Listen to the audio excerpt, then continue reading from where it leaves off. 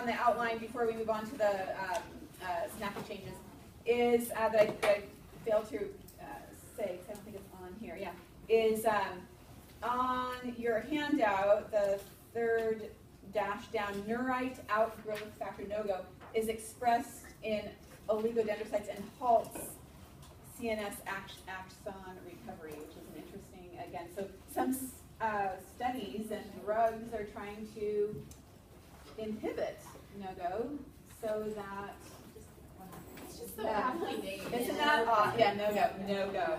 Yeah.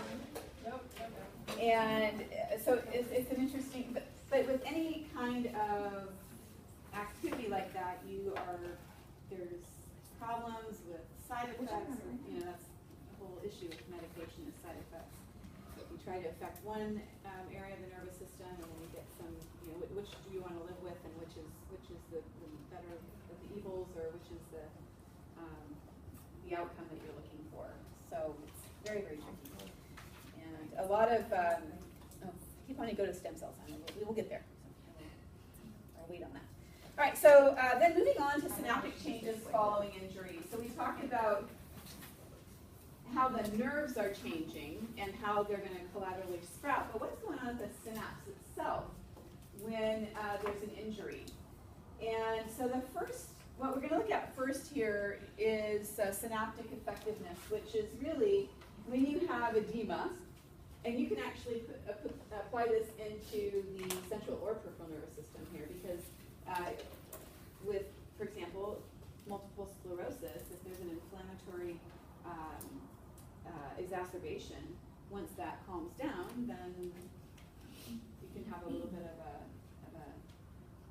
kind of not a regression, but you can go back to a better place. So there's where you can get worse, and then you can get a little bit better once that inflammation is taken care of. So if you have edema peripherally or centrally, once that is resolved, then you will reinforce the synaptic connection will then be viable again. You can pass that, whatever that message was, is going to be passed along. So pretty straightforward. Edema reduction is going to improve synaptic effectiveness. This next one is looking at denervation. So this is a pre and post synaptic connection, pre and post synaptic neuron. So if there is an injury to the presynaptic neuron, after the death of the presynaptic cell, you can get hypersensitivity, denervation hypersensitivity, so you get increase in receptors that's kind of saying, hey, join me, I've lost my partner. And so you get a denervation hypersensitivity. So formation of new receptors, which creates increased opportunity for neurotransmitters. And of course, if you have that increased opportunity, that means there's more potential for communication, excitation, etc. And yes. So would collateral sprouting, would that follow? So you might have some, exactly, good. So it's just like, Combine those ideas, good, yes, very good. All right, so that is looking at the receptors. And this is just in the peripheral system, is what you're saying? This it could be both systems now, because we're not looking at axonal regeneration. And then synaptic hypereffectiveness. So before we were looking early when we had increase in the receptors. Now we have. So before we have before entering the presynaptic cell, now we have loss of some presynaptic terminals, and so we are going to. Do you notice how there are more neurotransmitters here? There are just two in each terminal. Here we're getting more excitation from the remaining one. So synaptic hypereffectiveness through neurotransmission. So hypersensitivity is via receptors, right? And this one, hypereffectiveness, is through neurotransmitters increase. Okay. They accumulate. They they kind of accumulate in one area versus one separate. All right, and then the other one, we've talked about this with learning and memory, and that's unmasking silent synapses. So we are getting enough of an excitatory response that these silent synapses, the receptors, are being signaled to come forward and be ready to be part of the synapse now, be part of that communication.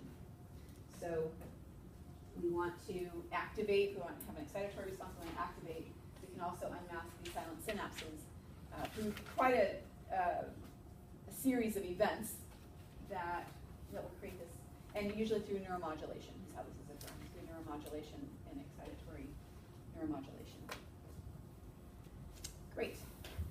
Okay, so we've seen axonal changes with collateral sprouting. We've seen synaptic changes that would be a decrease in edema or increase in receptors or increase accumulation of neurotransmitters or just unmasking silent synapses. Now, here's kind of the last piece that continues to get closer into what we do. And this is functional reorganization of the cerebral cortex. And this is a phenomenal video about a little girl who had a hemispherectomy after her brain was taken out because of seizures. And so before we go through that, cortical areas adapt to changes in sensory input. And these are nice little ways to remember what that means. So reassignment of neural function to other cortical areas. For example, the blind use the visual cortex to read Braille. So instead of connecting visually, it's connecting visually through the fingertips. So that is the brain's response to using empty space. It's not being used. It's going to be used for a adjunctive purpose. The congenitally deaf have enhanced peripheral vision. Interesting, they say congenitally deaf. I don't know I'm sure that is something that's acquired over time too. If someone acquires deafness over time. This is also an amputation. This is showing you that areas of somatosensory cortex responding to stimulation of digits and the palm. So before the amputation, if you touch the third finger, you feel the third finger. And then if that's amputated, now all of that sensitization is going to, 1 month after the amputation, it's going to rearrange the sensitization. It's going to go into different areas. It doesn't just disappear out of the brain. You still have, that part of the brain that was responsible for, when you feel this, it's your brain telling you. Because you have connections from here that go up to your brain that says, I am feeling this right now. If you lose this part of you, then that connection is just going to go somewhere else.